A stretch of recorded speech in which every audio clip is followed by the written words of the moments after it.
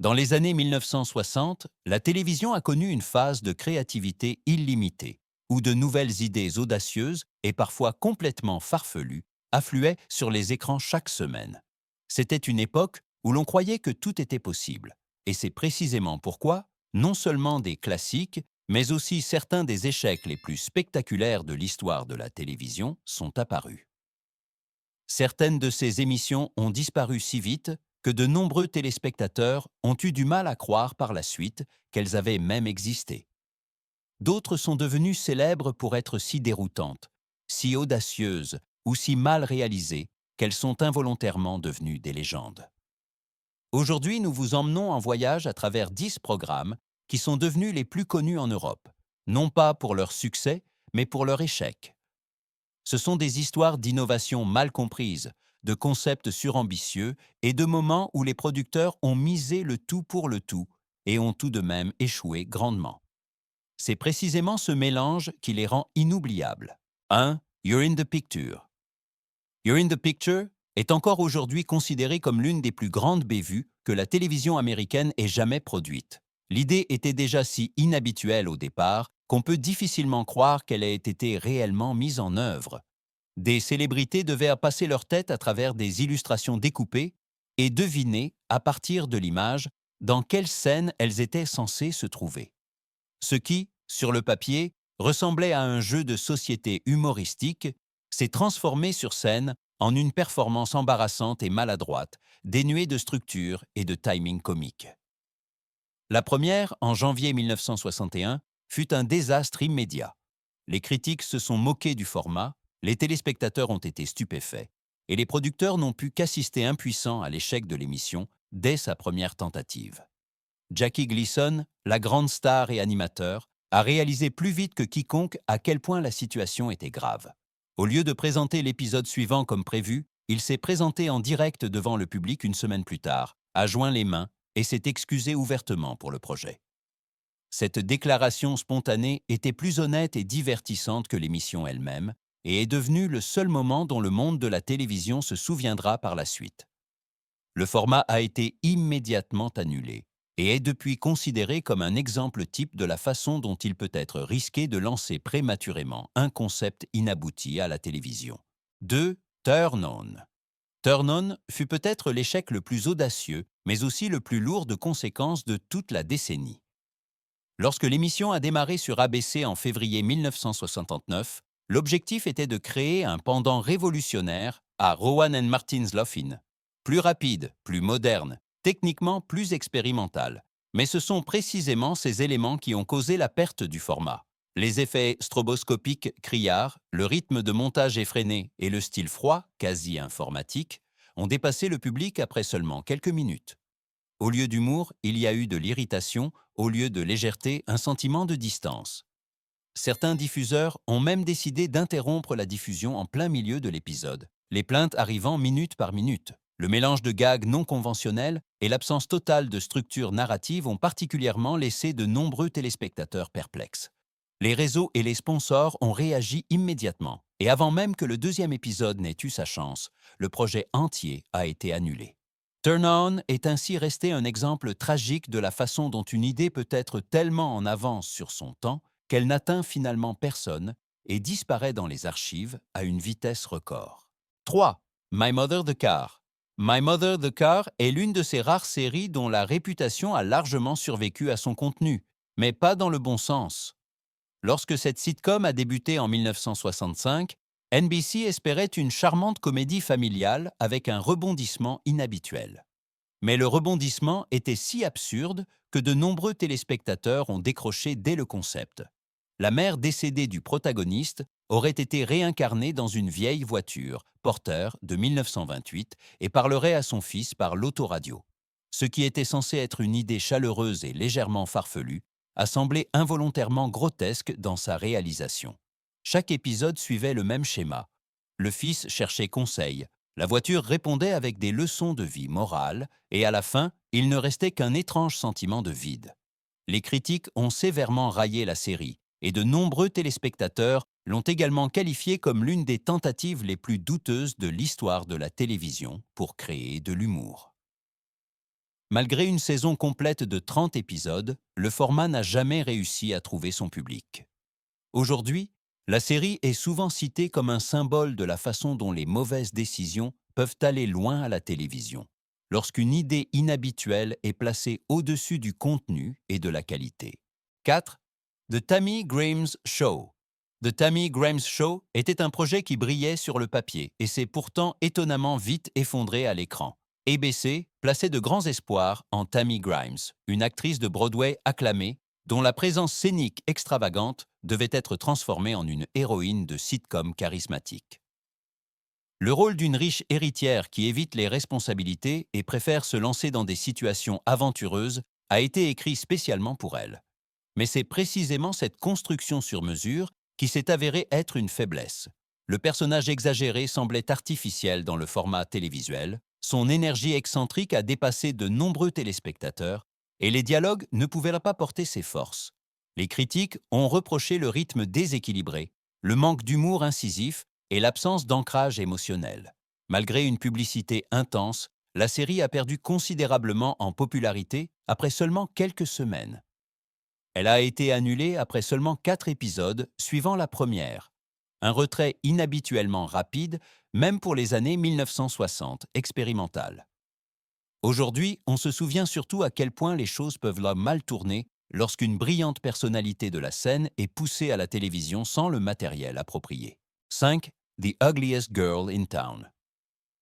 The Ugliest Girl in Town fut l'une de ces séries qui, dès son idée de base, heurtait les sensibilités.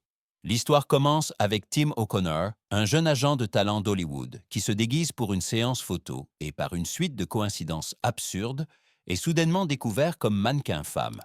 Sous le nom de Timmy, il doit maintenir sa nouvelle identité à Londres, bien qu'il essaie désespérément en interne de contrôler sa double vie. ABC voulait ainsi capter l'esprit de la fin des années 1960, où la mode, la culture pop et l'auto-représentation excentrique rivalisaient. Mais l'humour, basé sur le travestissement, les malentendus et les réactions exagérées, est rapidement devenu forcé.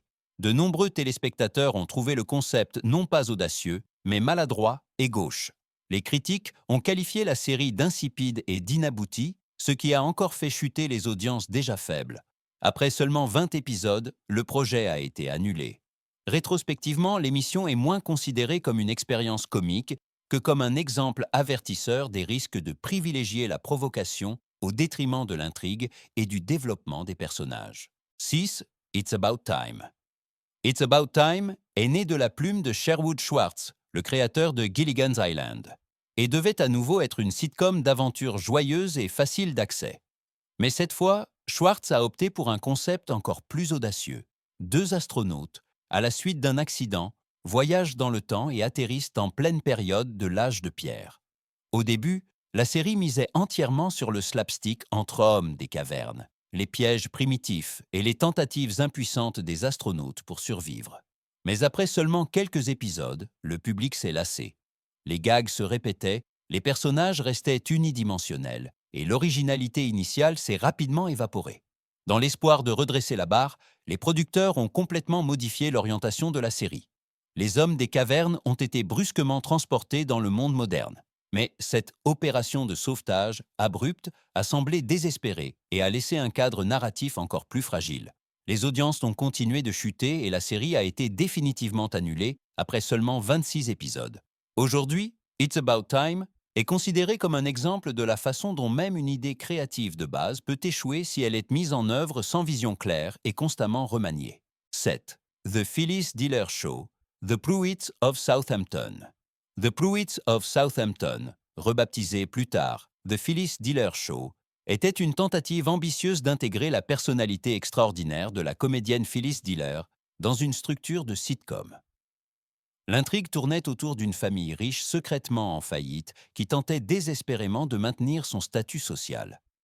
C'était une idée qui avait beaucoup de potentiel satirique, mais la réalisation est restée bien en deçà de toutes les attentes. Bien que Diller fût présente avec son humour inimitable et sa présence scénique distinctive, même elle ne put sauver les scénarios faibles. Les personnages secondaires semblaient sans relief. Les blagues ne faisaient pas mouche, et le ton oscillait indécisément entre la parodie et la sitcom classique. ABC a rapidement réalisé que la série ne fonctionnait pas dans son format actuel et a tenté de la revaloriser en la renommant. Mais le public est resté à l'écart. Quelques mois seulement après la première, la série a définitivement disparu de l'antenne. Aujourd'hui, elle est souvent citée comme un exemple du fait que même de grands talents comiques peuvent échouer si le fondement narratif ne tient pas. Hit Camp Runamok. Camp Runamok a tenté de combiner l'attrait intemporel des camps d'été avec une structure de comédie légèrement chaotique. L'idée semblait prometteuse. Deux camps voisins, l'un pour garçons et l'autre pour filles, se livrent une compétition constante pleine de mésaventures, de farces et d'espiègleries juvéniles. Mais ce qui était conçu comme un divertissement turbulent pour toute la famille s'est rapidement avéré trop superficiel et trop prévisible. Les blagues visaient presque exclusivement un public plus jeune, tandis que les adultes trouvaient peu de choses pour les captiver. Les personnages restaient fades, les histoires se répétaient et l'humour semblait souvent forcé. Malgré un casting dévoué et un engagement fort de la chaîne, la série n'a pas réussi à atteindre un large public. Après une seule saison, les responsables ont tiré les conséquences et ont arrêté la production. Aujourd'hui, Camp Runamok n'est qu'une note de bas de page inoffensive mais sans relief dans l'offre pléthorique de sitcoms des années 1960. 9. The Baileys of Balboa. The Baileys of Balboa a vu le jour à une époque où CBS tentait d'étendre le succès des comédies maritimes et de créer son propre pendant à Gilligan's Island. La série suivait Sam Bailey, un capitaine de bateau charter qui se heurtait constamment à de riches membres de clubs nautiques. Bien que le cadre sur la côte ensoleillée de Californie ait un certain charme, la série manquait d'énergie fraîche et de profondeur narrative. Les conflits se répétaient, les personnages évoluaient peu, et l'humour restait prévisible sur de larges portions.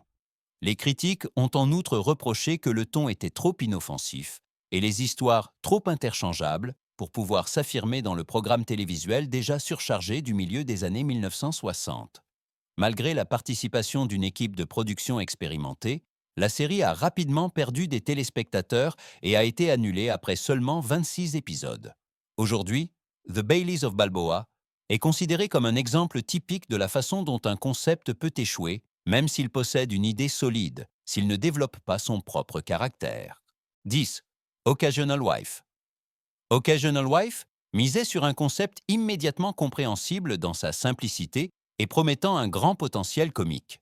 Peter Christopher, un célibataire ambitieux, subit une pression professionnelle.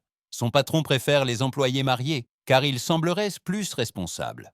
Pour ne pas être en reste, Peter arrange une solution inhabituelle. Il convainc la jeune Greta Patterson d'endosser occasionnellement le rôle de son épouse, afin qu'ils maintiennent ensemble l'apparence d'une double vie parfaite, mais strictement organisée.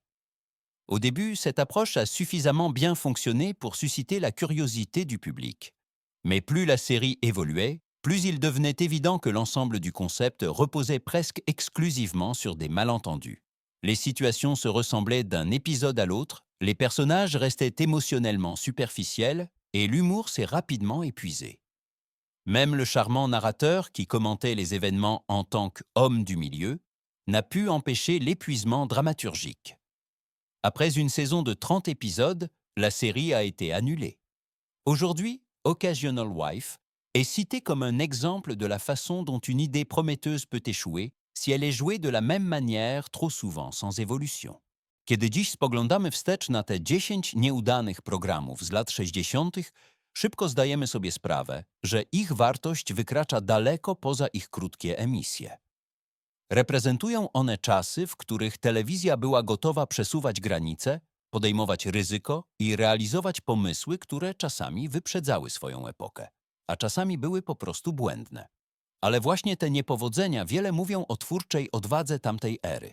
Każdy z tych seriali, choć niedoskonały, odzwierciedla próbę zaskoczenia publiczności, pójścia nowymi drogami i opowiedzenia historii, które miały być inne niż wszystko, co widziano wcześniej. Niektóre zawiodły z powodu nadmiernie ambitnych koncepcji, inne z powodu słabych scenariuszy lub braku wyczucia oczekiwań publiczności. Ale wszystkie pokazują, że postęp bez błędów jest prawie niemożliwy. Być może właśnie ta myśl stanowi ich dziedzictwo.